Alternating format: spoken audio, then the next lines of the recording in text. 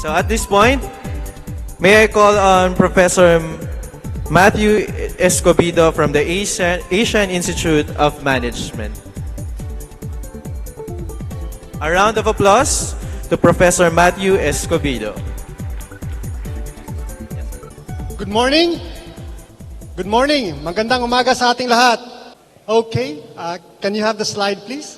So I was introduced as a professor, but I'm also an engineer. Though it's not electronics or communications engineer, I'm a systems engineer. I'm also a graduate of MIT in the US. But we share something common, which is engineering, okay? And that's something I'm quite passionate about.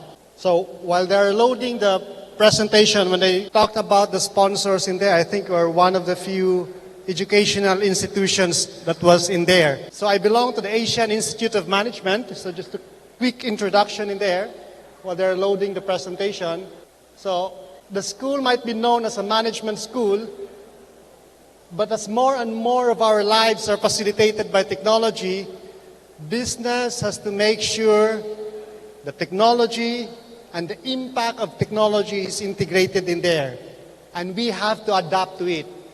So much so that AIM, as a management school, we're adding a new school. And later on, I'm going to feature that one. So I'm going to talk about insights to innovation and how is it impacting our school and how is it going to impact us as engineers and we as Filipinos and our nation, the Philippines. So, I mentioned earlier, I was an engineer. I was also an employee at Intel, okay? I became an entrepreneur, but now I'm here as an engineer, as an educator as well. Next slide, please. As an engineer, it's nice that we get to be in here. There's so many of us. But that's also a challenge. There's so many of us. What are the opportunities out there?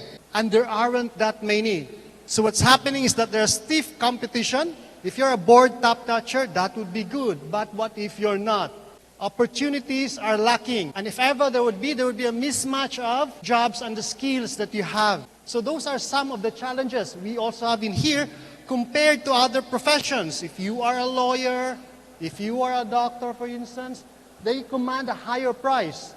The other thing is that if you are in an organization, in terms of how far you can go, there's that invisible ceiling. Because many of the organizations that we are in, it's not that technology focused. It's not that innovation focused. So what you end up with, the higher you go, eventually you become head in HR, operations. So instead of creating new products or services, you veer away from it and doing something more administrative. And at the same time, I mentioned early on, technology, Huawei presented in here the roadmap that we have. Technology is going to become more and more prevalent. It's going to change. AI is on the horizon. And it's going to replace many of the things that we do. It can automate many of the tasks that we do. It would render many obsolete. So those are some of the challenges. And we also, next slide please, and we also looked at from the company side, what are the things that they're looking at when if they're going to employ an engineer? Top in the list is what they would call the business sense. They don't want employees that would just go in the office 8 to 5 or 9 to 6, valued by their time, okay?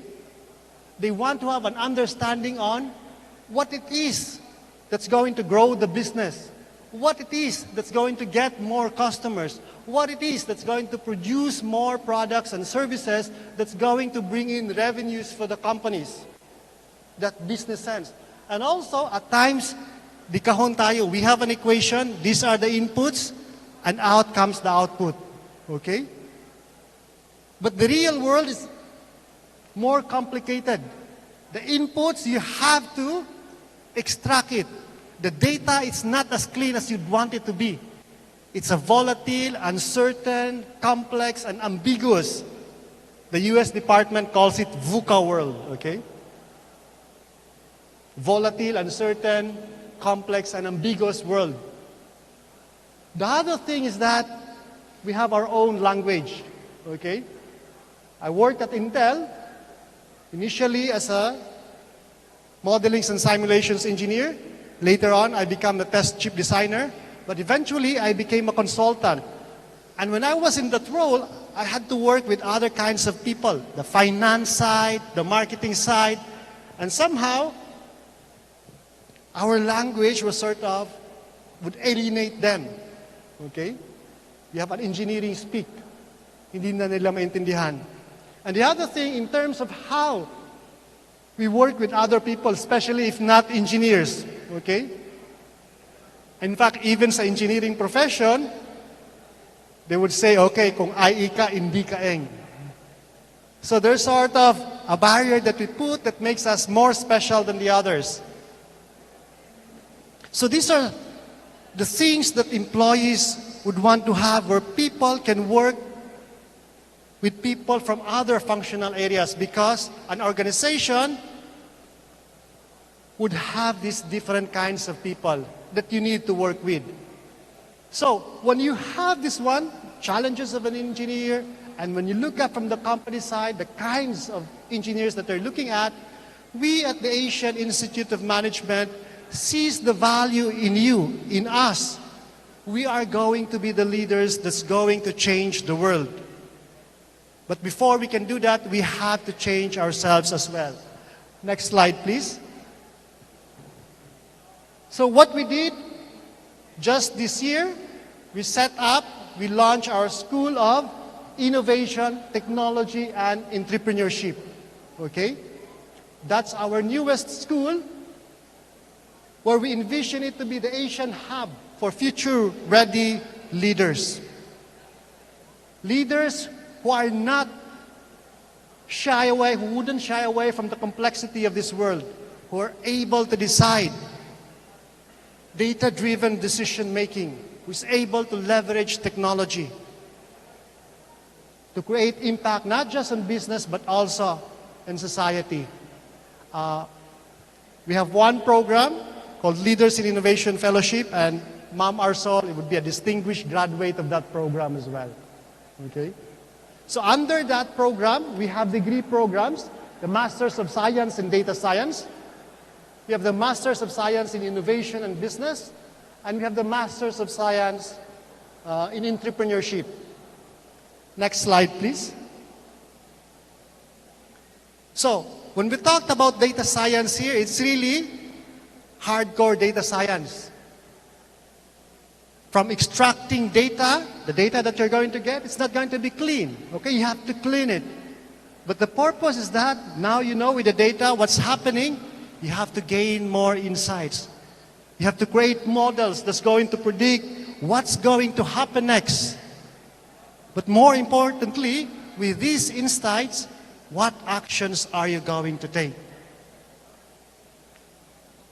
And again, we have been highlighted the need for this one. We are already the call center capital of the world. What does it mean? We are sitting on hordes and hordes of data. But the people that's currently employed in there are the same people that's going to be rendered obsolete by the advent of artificial intelligence. So they need to go up to a higher value chain, more valuable endeavor. And that's how our Masters of Science in Data Science can be of help. We're trying to create the battalion commanders or the generals for the army of data scientists needed by our industry. Next slide, please. And they said that, you know what, data science it's the sexiest job. The one that's leading this one is very appropriate for this description, okay? She's a distinguished PhD in physics. She worked in Singapore doing analytics for the Singaporean government. So she's the one leading this program, okay? So it's a 14-month program where the students actually is going to create a portfolio of data science projects working with industries so that they can really provide value and impact within these organizations. Okay? Outside, we have a booth in there if you want to learn more. And I think we have some brochures. There's an info session. So to learn more about the program. The other thing though is that, okay, we have this program, Masters of Science and Data Science. From data, you're able to extract insights. But it doesn't end in there. I'm a graduate at MIT and the motto in there was, Mens et Manos, mind and hand. MIT was for me a mecca, okay? Thought that as an engineer, you have to go in there. When I went in there, intellectually, they are no different than us. But how come? When you look at, it's a little bit dated, 8 years ago, when I look at the number of startups in the Philippines, the history of the Philippines was able to produce about 300. MIT gets to produce that in 1 year. Okay? In 1 year, they get to produce 300 startups. Why? Because when you turned out, when you go in there, same as us, we engineers, we want to create things. But their ecosystem is very rich. They're not studying to be employed.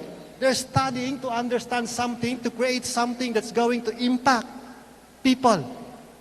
And they want to build companies that make sure that this is delivered. This value is going to be delivered to the people that they want to impact. So year in, year out, they will have those companies. Now, many of them would fail, but since they go through that process, they are better off than us. They know what it takes to solve that problem. They have a better understanding. The challenge for us at times, Filipinos, is that we talk, okay? Yes, talking helps us understand the problem, but it doesn't solve the problem. Talk on paper doesn't solve the problem. You have to actually come up with solutions. And that's what they were doing. Now, these solutions may fail. But now they have a better understanding on what it would take to solve this. And they may not be the company, the startup, the person to that. But now they have a better appreciation on what the problem is all about. So for us, it's not just what you know, but what you do with what you know. And that's why, with the insights that you have, we also build a program called Master of Science in Innovation and Business. Next slide, please. And in there, when we talked about innovation, there are 3 aspects that we're looking at. That's also part of the development of the engineer. So, the base, the threshold would be the technical know-how. That's something that we value. What you know, what you can do, that's something that we value. But the other thing that we'd want to build on it is that entrepreneurial skill. If there's an opportunity, or how do you spot opportunities? What's the trend out? Early on, we had a speaker on 5G. What's the implication? How is it going to change our lives? What business can we build because of that technology? And also the managerial savviness, understanding of the business. What are the different functional areas that you would need to understand to run a business? From the operations, from the marketing side, from the finance side. So, these Masters of Science in Innovation and Business, in 10 months, just 10 months, less than a year, okay? You're going to go in there, your idea, at the end of 10 months, it has to become something real. It's not just talk on paper. You have to showcase a working prototype at the end of 10 months. There's going to be a demo day. We had a demo day. More than 200 people, businesses, entrepreneurs, VCs came up. Okay? So, you can start on your own after the program, or you can innovate within your company. So we have a couple of students that were sponsored by the company, because companies, they live and die by the products or services that they produce. With globalization, with competition, they need to innovate. If they don't, they're going to be obsolete. So we have companies, they need the time and space to innovate. Otherwise, they would just be going the same thing. But time and space is difficult in your organization. So what they do is that they go into this program for 10 months. The deal is come up with a new product for my organization. And our program makes sure that they have a new product or a service to deliver. Next slide, please.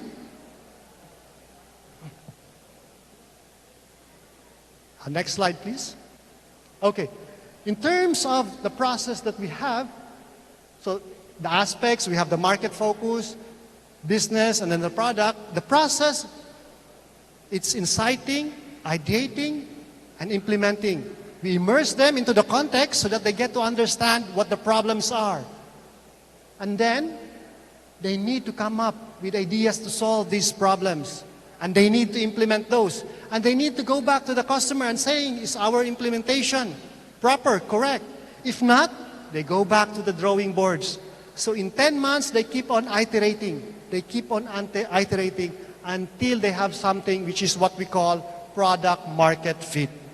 Okay? Next slide, please. And this process, we map it out in their journey. In their journey, they come in there as an individual, understanding what it is that they'd want to work on, the industries that they'd want to be part of. But the end, we would want them to come up with a product that already has a market, that already has a customer, which we call product market fit. And our process would just keep on grinding, iterating, getting insights, coming up with products or solutions to address those problems, implementing those, and going back to the customers again and again. Next slide, please. While they're going through that journey, there are 4 development areas that's happening as well. Sort of a journey underneath that big innovation journey of theirs. You already know the product development journey. Their idea has to become an actual product at the end. But there are other journeys. One is the person. Okay? At times, tayo, engineer, we do everything. Okay? Personal development is as important in here. It's not just the technical know-how. When you come in there, you have an idea, you want to build it. But then you will realize that, you know what? It takes more to make a village. You need other people. How are you going to get them? How are you going to bring them on board? You need a team to make this product. You need an organization to build a business. You need people. How do you bring them in? How do you work with them? So that's the personal development. The other thing is the customer. When I was an engineer, never in our classes customers came up. Okay? These are the specifications, build it.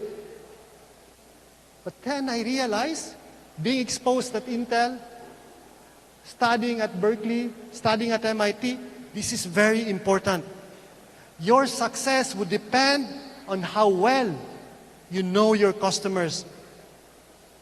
Your success would depend on how well you know their journey, their pain points, at which part of their journey is your solution, making it easier for them. Your success would depend on how well you know your customer. Lastly, would be the business side. Yes, you have the product now. Yes, you have a customer. But you need to have the business model that's going to ensure that this one is not going to be one-off. There has to be a business model that's going to sustain your enterprise, to sustain your business. So these are the 4 journeys one goes into. Hopefully developing someone to become a very well-rounded engineer on the personal side, on the technical side, on the business side. Next slide, please.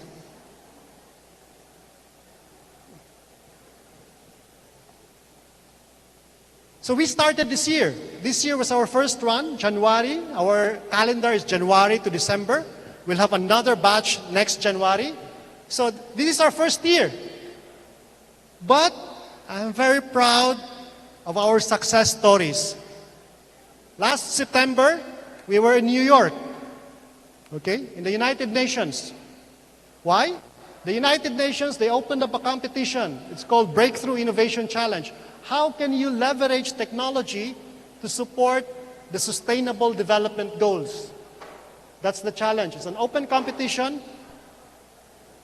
130 teams around the world participated. Of the 130 teams, they picked 7 that they invited to New York. Of the 7, how many do we have? 3 teams are from the Philippines. Okay? 3 teams are from the Philippines. So it was an honor to be there. Okay? The Philippines was well represented. Our process works. We have faith in the Filipino people. We have faith in the Filipino engineer. They can compete if given the opportunity, if given the platform. They can compete worldwide. I'm a testament to that. Okay? I'm an inventor at Intel. I'm an entrepreneur. I studied at MIT. But I'm just like you. And that's what we're trying to do in here. Last October was their culmination. They had a demo day. Of the 21 students that we have, 12 teams came out of it. Sort of 12 mini startups. 4 of those, while 2 are fully funded already. I have the names in here. So we have Study Play.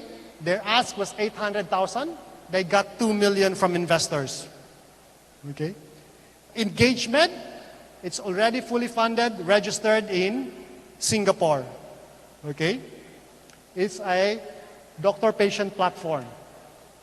Aruga has been invited by the Malaysian government. So they're going to fly November 26. They're going to fly to Malaysia. There's a pre-incubation, November 26 to December 14. So Malaysia is trying to compete with Singapore to be the hub for innovations. So they're inviting the best startups in the region to locate in Malaysia. And Aruga was one of those.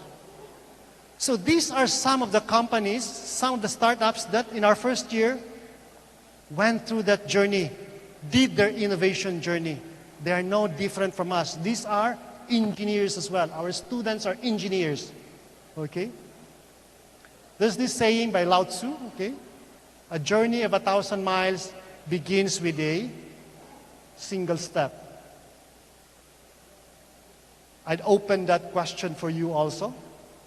When would your innovation journey start? Thank you. Thank you, Prof. Matthew Escobedo from Asian Institute of Management.